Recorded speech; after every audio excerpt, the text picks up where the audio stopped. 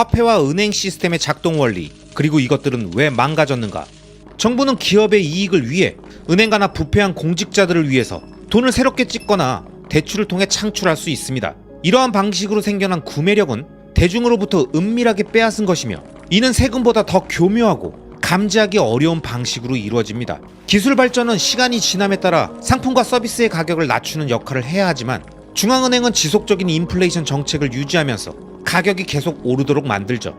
이는 화폐 공급량을 지속적으로 증가시키는 방식으로 이루어지며 결국 우리 모두에게 영향을 미치게 되는 거죠. 돈이란 무엇인가라는 이 질문에 대한 답은, 돈은 결제와 저축을 위한 장부라는 것입니다. 대부분 비트코인을 오랫동안 이해하지 못하는 사람들의 특징은 돈이 무엇인지에 대해서 깊게 생각해 본 적이 없으면서도 지금 이 세상에 존재하고 본인이 겪었던 현재 법정화폐 제도와 은행 시스템만이 진리고 정답이라고 생각하는 경우가 많죠.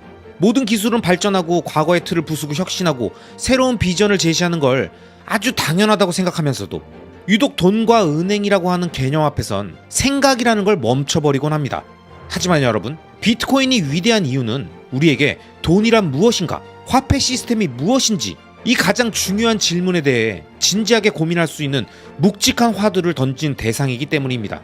그리고 이 질문 속에 우리가 인생을 살며 겪게 되는 모든 고통과 고민들의 답이 함께 담겨 있다고 해도 과언이 아니죠.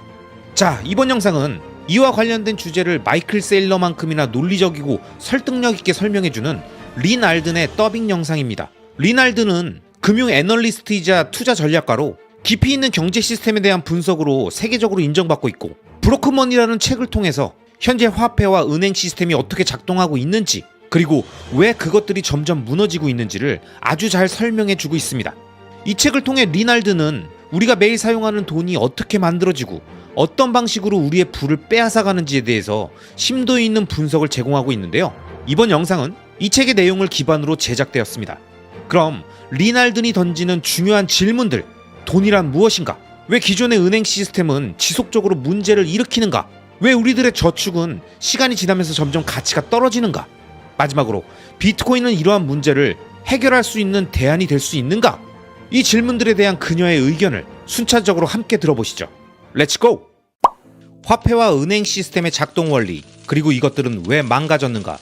현재 전 세계에는 160개 이상의 통화가 존재하며 대부분의 화폐 공급량은 빠르게 증가하고 있습니다.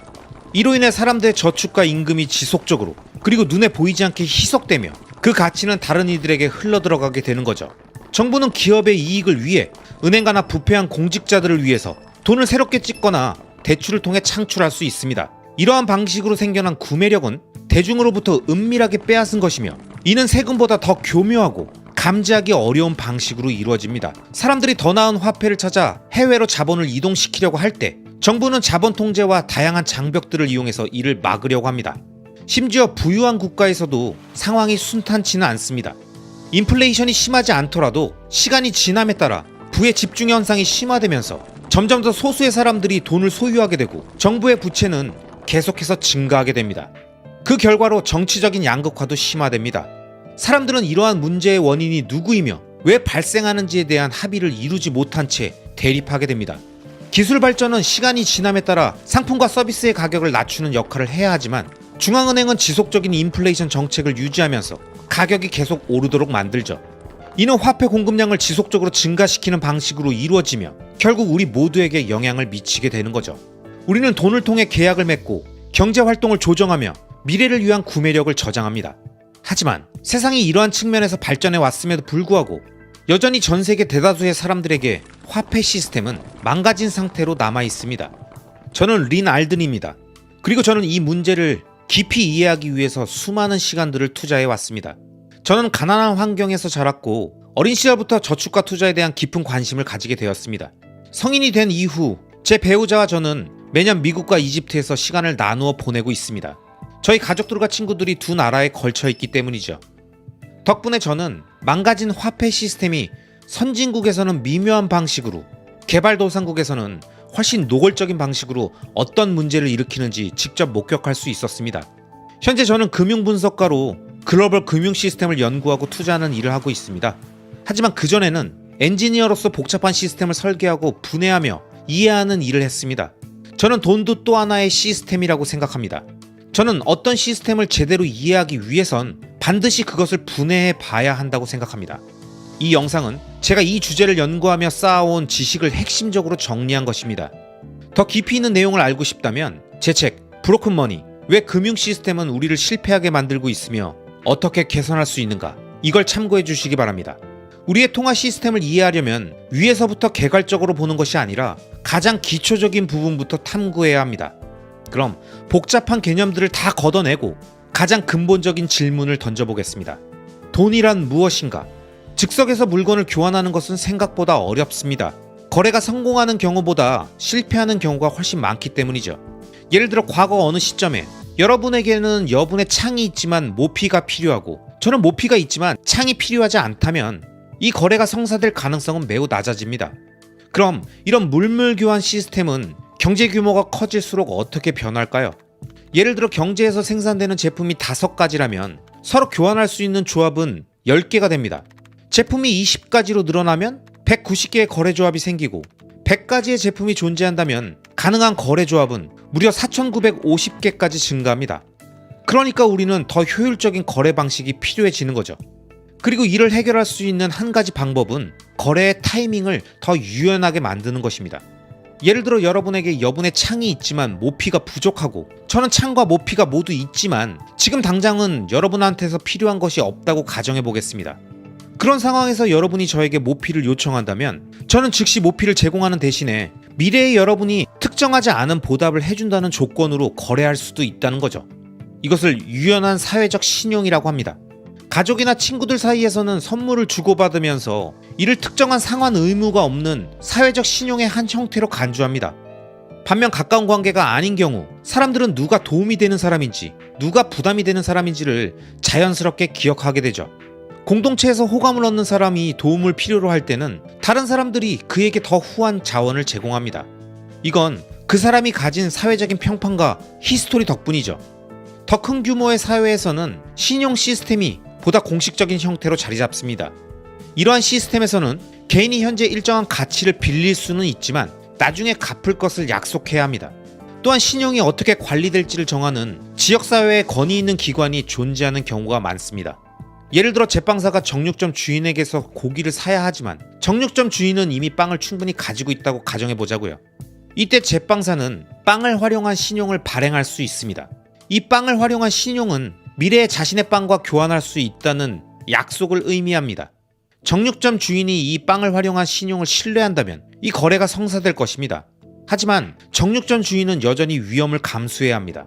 제빵사가 앞으로도 계속 그 가게를 유지할 것이라는 보장이 없기 때문이죠. 또 다른 해결책은 상품 화폐를 사용하는 것입니다. 즉, 특정한 필요를 가진 사람을 직접 찾아야 하는 번거로운 방식 대신 휴대가 가능하고 나누기 쉬우며 내구성이 강하고 희소성이 있으며 사람들이 널리 선호하는 보편적인 물건을 거래의 매개체로 활용하는 것이죠. 원시 수렵 채집 사회에서는 조개 껍데기나 구슬이 이러한 역할을 했습니다. 이들은 크기가 작고 내구성이 뛰어나며 착용할 수 있고 제작이 어려우며 많은 사람들이 선호하는 물건이었습니다. 이러한 특성 덕분에 사람들은 현재 보유한 것보다 더 많은 조개 장신구를 획득하려는 경향이 있었죠. 크기가 작고 휴대하기 간편하고 미적으로 아름답고 시간이 지나도 가치를 유지할 수 있었으니까요. 예를 들어 여러분이 창이 부족한 상황이라고 가정해 봅시다. 그런데 저는 여러분의 물건이 당장 필요하지 않습니다. 그럴 경우에 저는 조개 장신구를 교환의 수단으로 요청할 수도 있습니다. 이것이 지금 당장 저에게 꼭 필요한 것은 아니지만 착용할 수도 있고 이후에 제가 원하는 물건을 발견했을 때 이걸 교환의 수단으로 활용할 수 있기 때문이죠. 상품화폐가 발전하면서 금과 은으로 된 동전이 여러 제국에서 널리 사용되기 시작했습니다. 이 얇은 금속 디스크들은 표준화된 형태, 무게, 순도를 유지하도록 제작되었기 때문에 누구나 쉽게 진위를 확인할 수 있었으며 이는 거래의 효율성을 높이는 역할을 했습니다. 결국 동전은 3가지 주요 이유로 인해서 다른 모든 형태의 상품화폐를 압도하게 되었습니다. 첫째, 금과 은은 다른 상품들보다 공급량을 늘리기가 훨씬 어려운 희소한 자원이었습니다.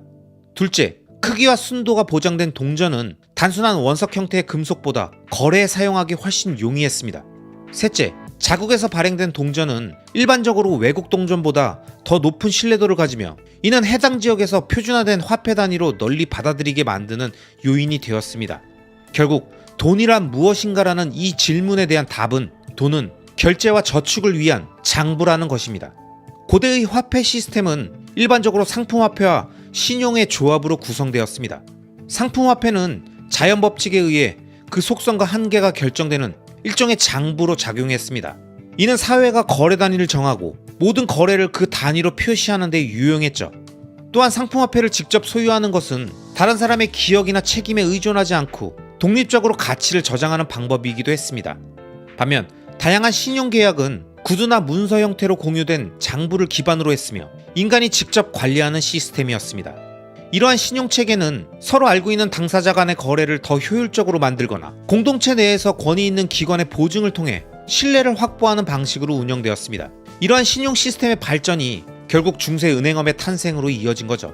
중세시대 중동과 북아프리카에서는 수타자라는 종이 기반 금융상품이 인기 있었으며 이는 나중에 하왈라라는 금융 시스템의 발전에 중요한 역할을 했습니다. 하왈라 시스템에서는 한 도시의 환전업자를 뜻하는 하왈라다르가 운영하는 금융 네트워크가 존재하고 다른 도시에 있는 동업자들과 협력해서 자금을 도시 간에 이동시킬 수 있었습니다.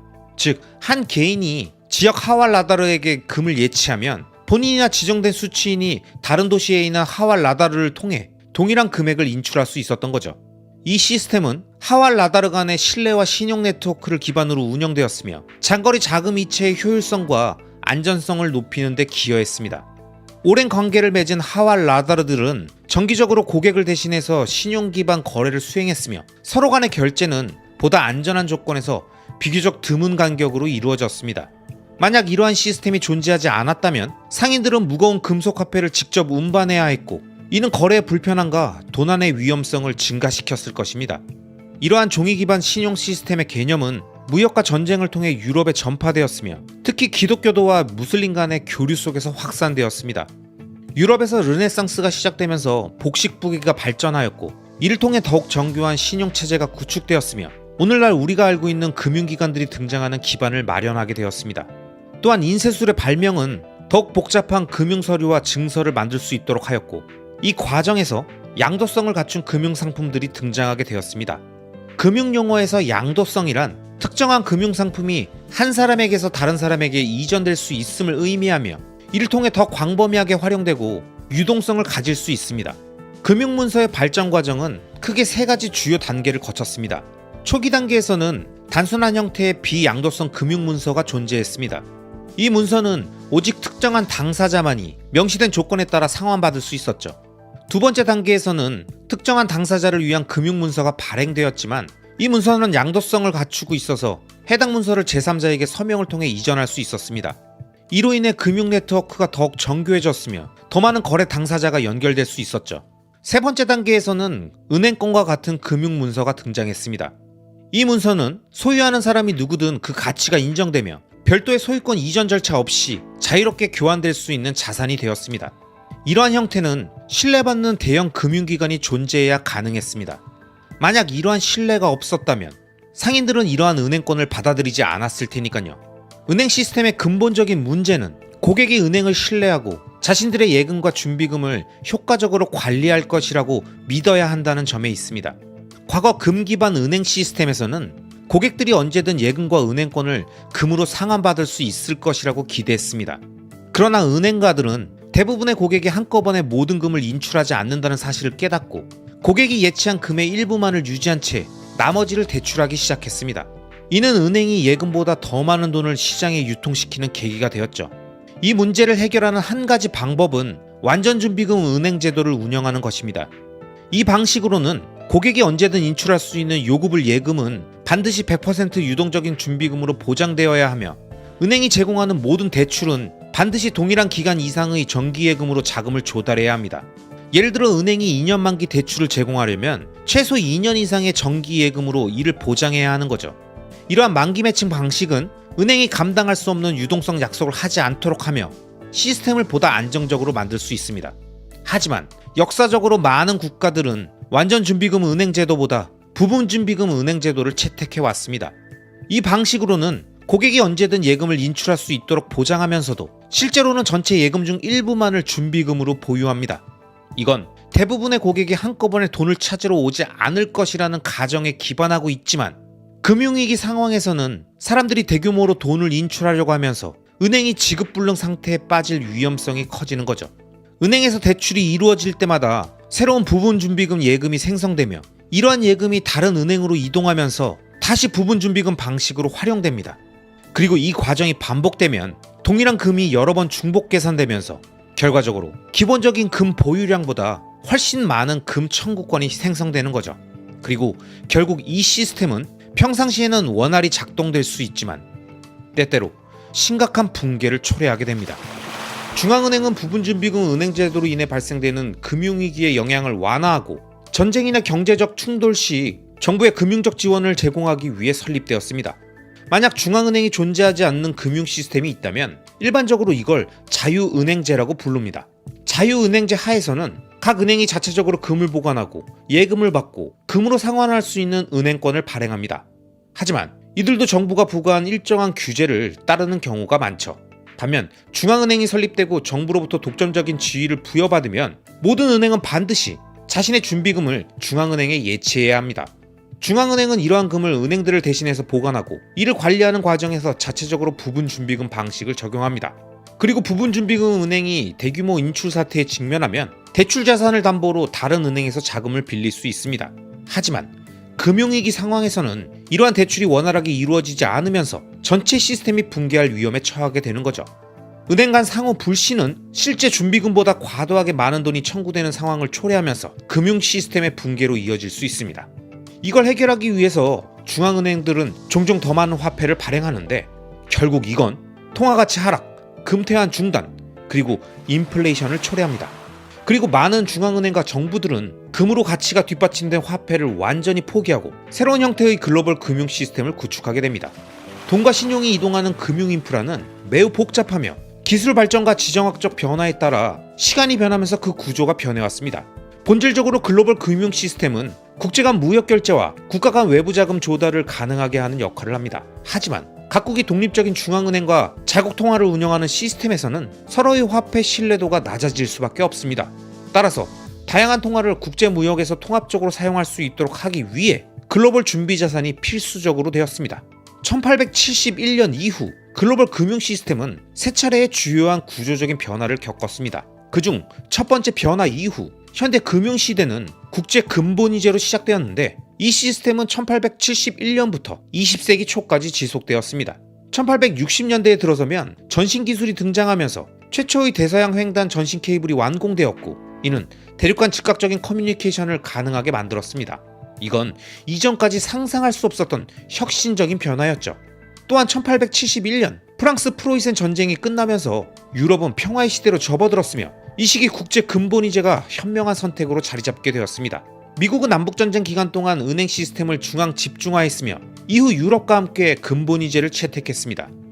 전신 기술은 새로운 가능성을 열었지만 동시에 새로운 문제도 야기시켰는데 국경과 대륙을 넘어 빛의 속도로 거래가 이루어질 수는 있었지만 실제 돈의 결제는 물리적 한계에 의해 제약을 받았던 거죠. 결국 이러한 불일치는 차익거래의 기회를 만들어냈으며 은행과 중앙은행들은 이걸 이용해서 이익을 얻었습니다. 은행들은 지리적으로 먼 거리에서도 신속한 자금 이체를 독점하며 종이화폐와 전시를 이용해서 서로의 장부를 갱신하는 방식으로 실제 금을 물리적으로 송금하고 검증해야 하는 필요성을 최소화한 거죠. 1875년 윌리엄 스탠리 제번스는 화폐와 교환 메커니즘이라는 책을 출간했습니다. 이는 마치 제가 2023년에 출간한 브로큰 머니와 비슷한 역할을 했죠. 제번스는 화폐의 역사와 그 주변에서 발전해온 기술적 혁신을 탐구하며 전신과 같은 빠른 통신기술 덕분에 물리적 금속에 대한 의존 없이도 거래가 빈번하게 이루어질 수 있게 되었다고 강조했습니다. 또한 글로벌 금융 시스템은 점점 중앙 집중화되는 방식으로 움직였으며 특히 런던이 중심지가 되어서 은행들이 중앙결제소를 통해 효율적으로 거래할 수 있게 되었다고 했죠. 하지만 제번스는 이러한 효율성이 커질수록 동반되는 위험도 크다는 점을 경고했습니다. 그는 당시 금융 시스템에서 금 보유량보다 약 20배 많은 금 청구권이 존재한다는 사실을 지적했습니다. 그리고 은행가들은 이러한 부분준비금 시스템이 본질적으로 금에 대한 약속일 뿐이라는 점을 결코 잊어서는 안 된다고 경고했죠. 그는 만약 단 5%의 사람들이 동시에 금을 요구한다면 금융 시스템은 순식간에 붕괴할 것이라고 말했습니다. 그리고 실제로 40년 후 제1차 세계대전 동안 그의 예측은 현실이 되었습니다. 유럽의 평화 시대는 끝났고 전쟁 자금을 조달하기 위해 각국 정부들은 대규모로 돈을 찍어내기 시작했으며 그 결과 금융 시스템이 과도하게 레버리지를 사용하게 되면서 금태환도 광범위하게 중단되었습니다. 전쟁을 위한 세금 부과는 국민들의 반발과 혁명을 초래할 수 있기 때문에 정부들은 세금 대신 통화가치 희석과 같은 불투명한 방법을 사용하며 전쟁 자금을 마련했습니다. 과거에는 정부가 전쟁 비용을 마련하기 위해서 화폐 가치를 떨어뜨리려고 한다면 이 과정이 매우 느리게 진행될 수밖에 없었습니다. 사람들이 가지고 있는 동전의 가치를 즉각적으로 감소시킬 방법이 없었으니까요. 그래서 정부는 세금을 거두고 기존의 동전을 녹여서 불순물이 섞여 있는 동전으로 다시 주조한 뒤 이를 경제에 다시 유통시키는 방식을 사용해야 했습니다. 하지만 제1차 세계대전이 일어나고 있던 그때는 이미 사람들이 대부분의 자산을 중앙은행 금고에 보관된 금을 기반으로 한 예금과 종이 청구권 형태로 보유하고 있는 상황이었기 때문에 정부가 금태환을 중지하는 것이 단순히 펜을 한번 움직이는 것만큼 쉬운 일이 되어버렸습니다. 결국 정부는 국민 전체의 유동성을 모두 소진할 때까지 전쟁을 지속할 수 있었던 거죠. 현대 금융 시스템의 두 번째 전환기는 제2차 세계대전 이후 시작되어 1971년까지 이어졌습니다. 전쟁 중에는 전 세계적으로 금태환 제도가 붕괴되었고 일부 국가는 아예 국민들이 금을 보유하는 것을 불법화하기도 했습니다. 전쟁이 끝난 후 미국을 제외한 대부분의 국가들은 심각한 경제 피해를 입었으며 당시 전 세계 경제의 40% 이상을 차지하던 미국이 새로운 국제 금융 시스템의 중심적인 역할을 맡게 되었습니다. 1944년 연합군이 승리를 앞둔 상황에서 44개국의 대표단이 미국 햄프셔주 브레튼 우드에 모여 미래의 글로벌 금융 시스템을 설계하기 위한 논의를 진행했습니다. 이 회의에서 영국은 방코르라는 국제 중립 준비 자산을 중심으로 한 시스템을 제안했지만 미국은 모든 통화를 달러에 고정하고 달러 자체는 금과 연동하는 방식을 주장했죠. 결국 미국의 제안이 채택되었고 우리가 지금 브레튼 우드 체제라고 알고 있는 시스템이 탄생했습니다. 그리고 이 체제 아래서 미국 국민들은 여전히 금을 소유하는 것이 불법이었고 달러를 금으로 직접 교환할 수 없었지만 해외 중앙은행들은 달러를 금으로 바꿀 수 있는 권리를 가지고 있었습니다. 브레튼 우드 회의 이후 세계은행과 국제통화기금인 IMF가 설립되었고 이들은 새로운 금융 시스템을 유지하고 강제하는 핵심 기관으로 기능했습니다. 하지만 이 시스템의 가장 큰 문제는 여전히 부분준비금 은행 제도에 있었죠. 1950년부터 1970년까지 은행 대출과 정부의 재정적자로 인해 유통되는 달러의 양은 3배로 증가했지만 해외 중앙은행들의 금태환 요청이 지속되면서 미국의 금 보유량은 점점 줄어들었습니다. 또한 해외에서 거래되는 달러가 계속 증가하면서 하나의 부분준비금 시스템 위에 또 다른 부분준비금 시스템이 추가되는 형태가 되었죠. 결국 1960년대 후반이 되자 이 시스템은 심각한 한계에 부딪히기 시작했습니다. 이 시스템이 결국 실패할 운명이라는 게 분명해지면서 1971년 닉슨 대통령은 금태환을 공식적으로 중단했습니다. 이로써 현대 금융 시스템의 세 번째이자 현재까지 이어지고 있는 시대가 시작된 거죠. 1971년 이후 세계는 금으로 가치가 뒷받침되지 않는 완전한 불안화폐 시스템으로 들어서게 되었으며 이는 이전 시대들과는 근본적으로 다른 변화를 의미했습니다. 각국 정부는 자국 내 거래에서는 국민들에게 법정화폐의 사용을 강제할 수 있었지만 국제 무역에서는 상대방의 신뢰할 수 없는 화폐 장부를 받아들여야 한다는 문제가 발생했죠. 이 시기에도 미국은 여전히 세계 최대 경제 대국이었으며 군사력과 브레튼 우드 체제에서 형성된 글로벌 달러 네트워크의 영향력을 유지하고 있었습니다. 그러던 1974년 닉슨 행정부는 사우디아라비아와 협정을 체결했습니다. 이 협정에 따라 사우디아라비아는 오직 달러로만 원유를 판매하고 달러로 벌어들인 흑자를 미국 국제에 투자하고 이를 외환 보유고로 유지해야 했습니다. 대신 그 대가로 미국은 무기계약과 군사적 보호를 제공하는 거래를 제한했습니다. 이 정책은 다른 오펙 국가들에게도 확장되었으며 이를 통해 페트로달러 시스템이 탄생된 거죠. 이를 통해 그 이후에도 상당 기간 동안 전 세계 에너지 거래의 거의 대부분이 달러화로 결제되었습니다. 이처럼 근본이제, 브레튼 우드 체제, 그리고 페트로달러 시스템으로 이어지는 세 가지 주요 금융 체제를 살펴보면 두 개의 중요한 변화가 점진적으로 나타났음을 알 수 있었습니다. 하나는 글로벌 금융 시스템의 중앙 집중화, 다른 하나는 금융의 추상화입니다. 19세기 후반 전신이 발명되고 도입된 이후 글로벌 금융 시스템은 권력의 집중과 현실로부터의 분리가 일어나기 시작했습니다. 거래는 이제 빛의 속도로 전 세계에서 이루어질 수 있었지만 실제 화폐의 결제는 여전히 물리적인 이동 속도에 제한을 받았습니다. 이러한 불일치를 해결하려면 일정 수준의 금융의 추상화가 필요했던 거죠. 그리고 이 변화는 은행과 중앙은행들에게 상당한 권력을 부여하게 되었으며 이들은 빠르게 장거리 가치 이전 시장을 독점하게 되었습니다. 결국 그들은 시스템에서 물리적 화폐의 이동을 완전히 제거하고 화폐의 개념을 완전히 중앙은행 장부로 대체시켜 버렸습니다. 중앙은행들은 각국의 장부를 관리하는 역할을 맡았으며 과거의 영국은행이 그랬듯이 현재의 미국 연방준비제도가 글로벌 무역을 연결하는 핵심 장부 역할을 하게 되었습니다. 그 결과로 현재 전 세계에는 약 160개의 서로 다른 통화가 존재하고 있으며 각국 통화는 자국 내에서만 독점적으로 사용할 수 있고 그 통화가 외국에서 사용될 수 있는 경우는 제한적이거나 거의 없습니다. 부유한 국가들의 통화는 비교적 천천히 가치를 잃어가지만 대부분의 국가의 화폐는 빠르게 가치를 잃고 있습니다. 이 글로벌 금융 시스템에서 모든 통화를 연결하는 중심축은 미국 달러입니다. 각국은 달러 표시 자산을 외환 보유고로 보유하고 국제 무역 계약의 상당 부분을 달러로 체결하며 해외 투자와 대출 역시 달러 기반으로 이루어집니다. 이러한 구조는 미국에게 지정학적 이점을 제공하지만 그렇다고 이게 반드시 모든 미국 국민들에게 이로운 것은 아닙니다.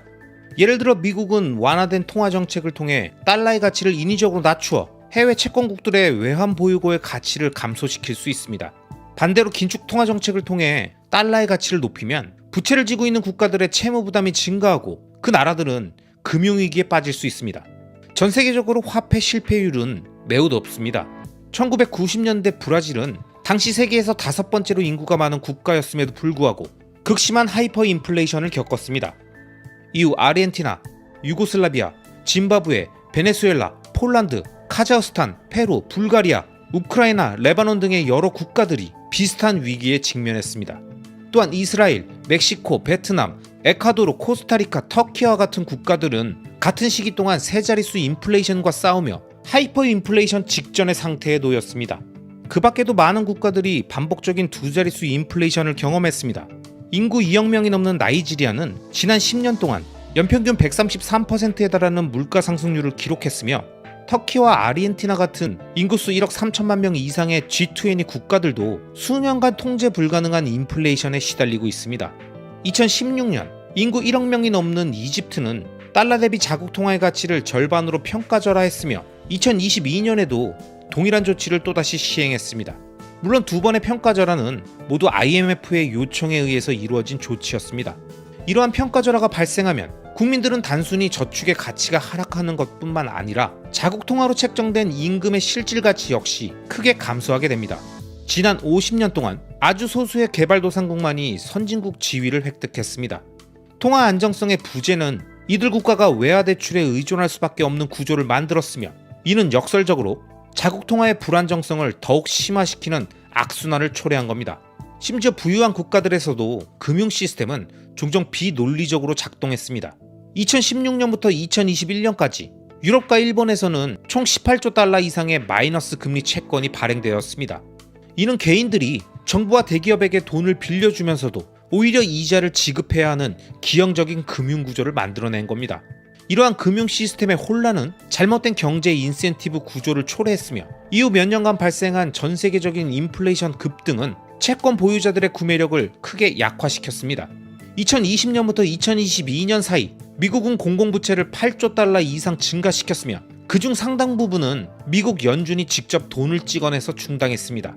이는 미국 가구당 약 6만 달러 이상의 추가 부채 증가에 해당되지만 대부분의 미국 국민들은 그에 상응하는 혜택을 받지 못했습니다.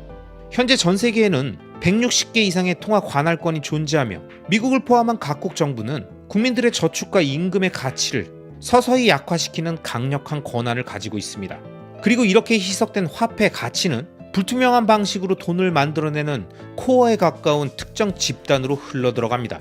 화폐 공급이 계속 증가하면서 이 가치는 때때로 부패한 정부 관료들에게 유입되거나 혹은 신용과 구제금융에 특권적으로 접근할 수 있는 금융업자들에게 흘러들어가기도 합니다. 국가마다 이러한 과정은 다르게 나타나지만 중요한 점은 이 시스템의 인센티브 구조 자체가 부패되어 있다는 것입니다. 문제의 핵심은 단순히 특정 개인이 시스템을 악용하는 것이 아닙니다. 또한 현재 시스템을 유지하는 사람들에게만 책임이 있는 것도 아닙니다. 더 근본적인 문제는 금융 시스템 자체가 이미 망가졌으며 시대에 뒤처져 있다는 것입니다. 그래서 이제 필요한 것은 완전히 새로운 시스템일지도 모릅니다. 정부가 한순간의 결정으로 변경할 수 없는 시스템, 중앙화되지 않은 시스템, 허가 없이 누구나 사용할 수 있는 시스템, 그리고 완전히 개방된 시스템이 우리에게 필요합니다. 인터넷이 발전하면서 암호학자들은 탈중앙화된 디지털 화폐를 만드는 방법을 연구하기 시작했습니다. 1982년 데이비드 차움은 서로 신뢰할 수 없는 그룹이 암호학을 이용해서 공유 데이터베이스 또는 장부를 유지하는 방법에 대한 연구 논문을 발표했습니다. 1990년대와 2000년대 초반에는 아담백, 닉 자버, 할피니 등의 사람들이 전력과 연산 능력을 활용한 디지털 토큰을 생성하는 방법을 연구했으며, 이러한 연구들은 이후 작업증명 개념으로 발전하였습니다. 그리고 2008년 사토시 나카모토라는 익명의 프로그래머가 이러한 아이디어를 발전시켜 비트코인 백서를 발표했습니다. 이 백서는 분산 네트워크, 암호학적 타임스탬프, 그리고 작업증명을 활용해 중앙 집중적인 금융 시스템이 없이도 운영될 수 있는 탈중앙화된 디지털 화폐 시스템을 제안했습니다. 2009년 나카모토는 이 개념을 실제로 구현할 수 있도록 오픈소스 소프트웨어를 공개했으며, 이로써 비트코인 타임체인이 탄생하게 되었습니다. 비트코인이 가장 혁신적인 점은 빛의 속도로 자산을 최종 결제할 수 있는 능력입니다. 이건 19세기 후반 이후부터 지속되어 온 거래 속도와 결제 속도의 불일치 문제를 해결합니다. 즉, 비트코인은 중앙 집중화된 금융기관이나 신용 시스템이 없이도 장거리 송금을 신속하게 처리할 수 있는 최초의 실용적인 방식이며, 희석될 수 없는 고정된 통화 단위를 자체적으로 갖춘 시스템입니다. 지난 15년 동안 비트코인은 여러 방식으로 개선되어 왔으며, 외부 공격에 얼마나 강한지 테스트되었고, 경쟁자들에 의해 더 나은 대안이 만들어질 수 있는지 실험하기 위해 복제되기도 했습니다. 그러나 지금까지 비트코인은 가장 규모가 크고 가장 유동성이 높으며 가장 탈중앙화되어 있고 가장 보안성이 강한 암호화폐로 계속 자리 잡고 있습니다.